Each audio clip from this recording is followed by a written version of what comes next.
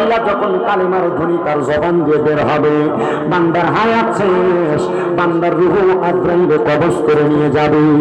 ইয়া রাসূলুল্লাহ, নবী বেঈমান বেঈমান বান্দা তো কষ্ট পাইছে চামড়া চিরার মতো, কিন্তু ইমানদার বান্দাকে এমন কষ্ট পাবে না।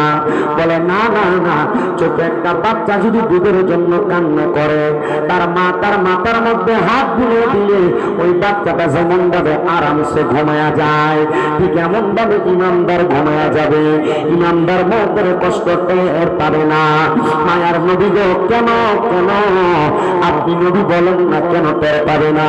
বলে বান্দা দুনিয়া জমিনের মধ্যে ইমানের দৌলতে ধনী হইয়া, আমলের দৌলতে ধনী হইয়া কবরের সামান গুলা রেডি করে রাখছে।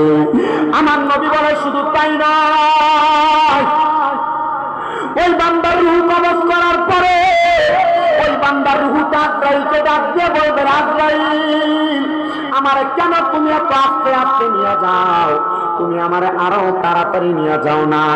এবার আজরাইল বলবে কেন? বলে বান্দা তুমি যদি জানতে আজরাইল আমার জন্য আল্লাহ তাআলা কত সুসজ্জিত জান্নাত রেডি করে রাখছে, তাহলে তুমি আমারে তো আস্তে আস্তে নিয়ে যাইতা না, আরো তাড়াতাড়ি জান্নাতের দিকে নিয়ে যাইতা।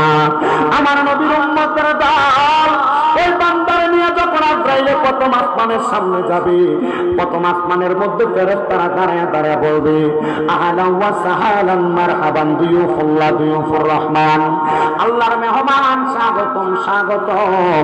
ইমানদার বান্দার স্বাগতম জানে আজরাইল ফেরেশতা সহ রিসিভ করে নিয়ে যাবে। কিন্তু ওই বান্দাটার সামনে আজরাইল প্রশ্ন করবে, রে ফেরেশতার দল, তোমরা না বেঈমান বান্দারে থুতু নিক্ষেপ করেছো, কিন্তু ইমানদার বান্দারে দি তোমরা স্বাগতম জানাও। বলে হে ইমানদার বান্দার ইমানের দৌলতের কারণে বান্দারে আমরা স্বাগতম জানিয়ে কবরে রিসিভ করে নিয়ে যাব, প্রথম আসমানে রিসিভ করে নিয়ে যাব। এবার ইমানদার বান্দার রূহটা যখন নিয়ে যাবে, নিয়ে যাওয়ার পর ইমানদারের রূহটাকে কোনো জায়গায় রাখা যাবে না।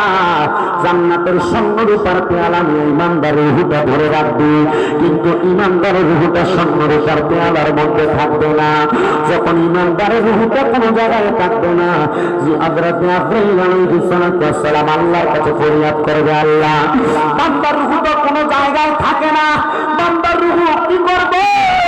তখন আমার আল্লাহ তাআলা আয়াত তেলাওয়াত করে বান্দার শোনায়া দিবে, আজরাইল ফেরেশতারে শোনায়া দিবে। তুমি কি স্মরণ করো না সেই আয়াতের কথা, ওয়ালা তাকুনু লিমান ইয়ামুতু ফি সাবিলিল্লাহি আমওয়াত।